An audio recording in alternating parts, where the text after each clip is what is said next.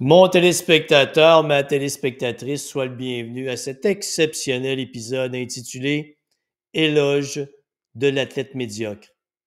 Des athlètes médiocres, ça pleut. Il y en a partout. C'est épouvantable. Dans ma carrière, je me suis autant occupé d'athlètes amateurs que d'athlètes professionnels. Et peu importe le niveau, il y a une quantité industrielle d'athlètes médiocres.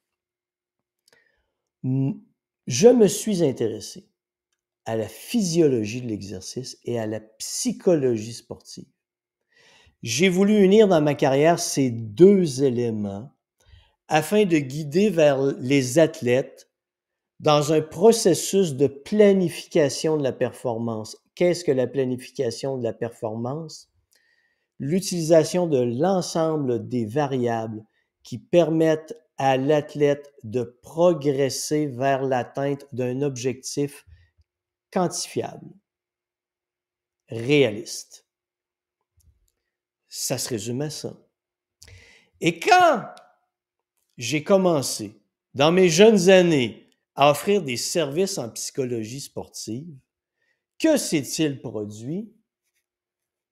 On m'a envoyé les athlètes médiocres, les mauviettes, les pleurnichards, ceux qui ont des émotions, les athlètes qui ont peur d'échouer.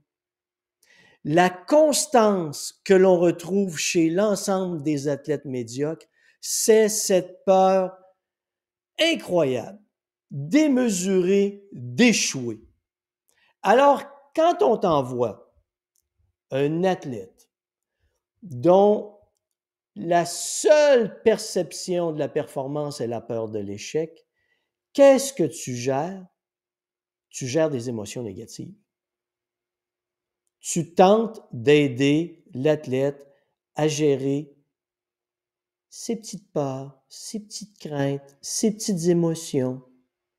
Non, je minimise pas le fait des émotions négatives, mais ce que je suis en train de te dire, c'est que lorsque tu es rendu à gérer des émotions négatives chez un athlète, c'est que le travail de planification de la performance n'a pas été fait. Et je fais une parenthèse ici. Si tu veux en savoir plus sur ma vision de la performance sportive, va lire mon bouquin « Planifier la performance sportive, penser pour réussir, agir pour conquérir ».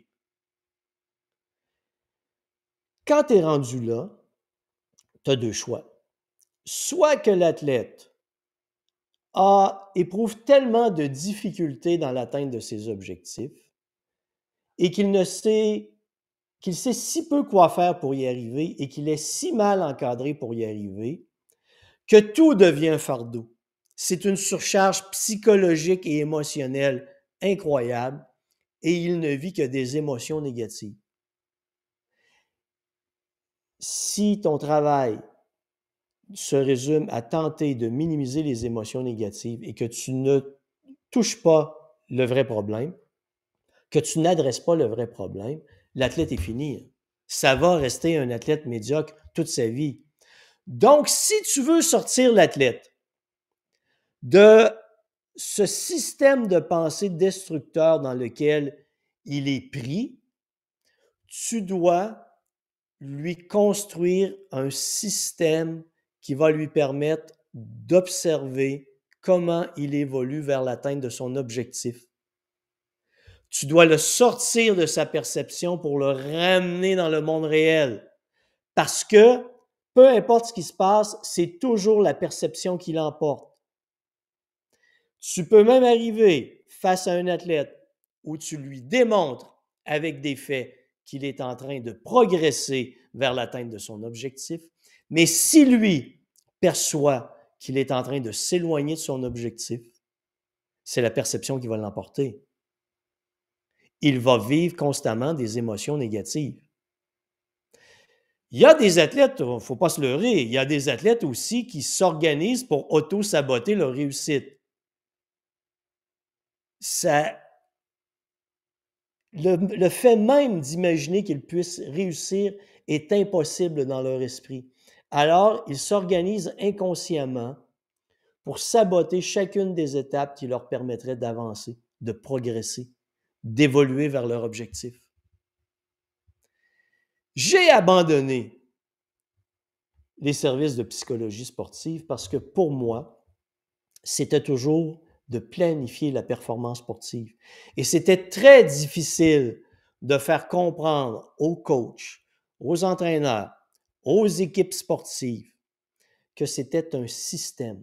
Pour la plupart des coachs, des entraîneurs et des équipes sportives, la psychologie sportive, c'est d'apprendre à un athlète à gérer ses émotions négatives ou à le sortir de ses émotions négatives. Mais le seul moyen d'y arriver, c'est ce système de planification de la performance. Et il n'y a pas tellement de gens ouverts à ça. Même toi, regarde bien.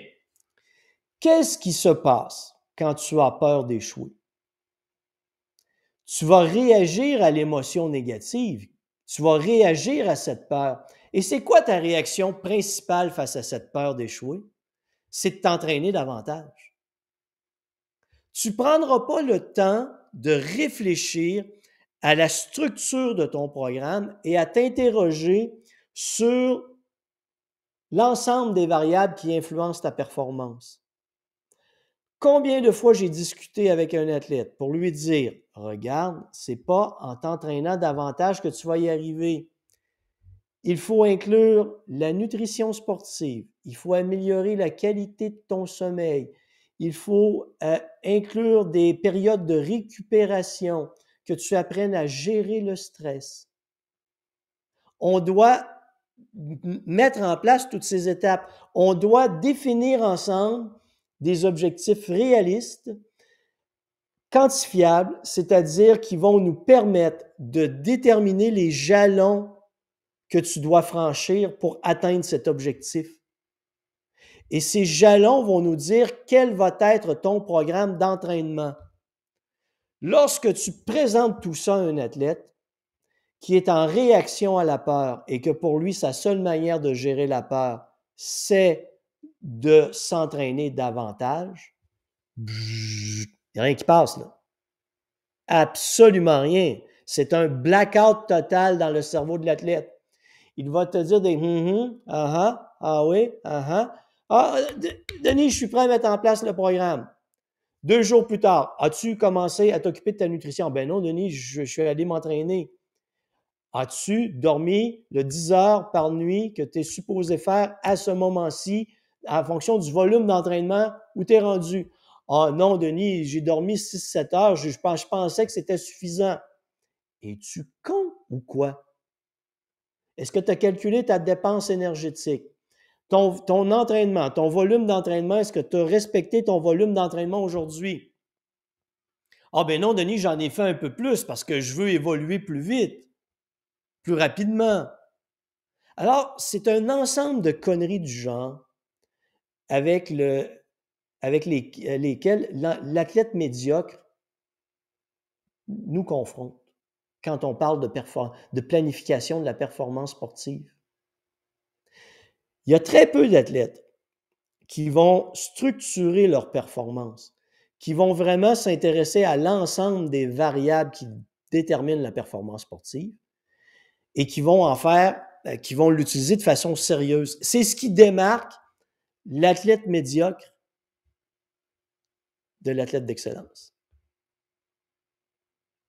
Il n'y a pas autre chose. Oui, tu vois, la génétique, oui, mais à condition physique égale.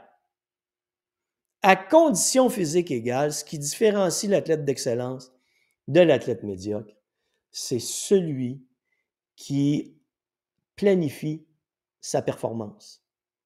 Celui qui il est peut-être seul. Dans la plupart des cas, au niveau professionnel, il y a une équipe alentour, mais c'est celui qui est ouvert à mettre en place, à gérer toutes les variables qui vont le conduire vers l'atteinte de son objectif. Mais, je te le rappelle, l'athlète médiocre est toujours celui qui est en réaction à la peur de l'échec, à la peur d'échouer, et que la seule manière qu'il connaisse de gérer cette peur est de s'entraîner davantage. Et il croit toujours qu'en s'entraînant davantage, qu'il va atteindre son objectif, mais la réalité, c'est qu'il n'y arrivera jamais. Il va toujours être confronté au fait qu'il ne progresse plus. Ma question pour toi en terminant, es-tu un athlète médiocre ou un athlète qui vise l'excellence intelligemment?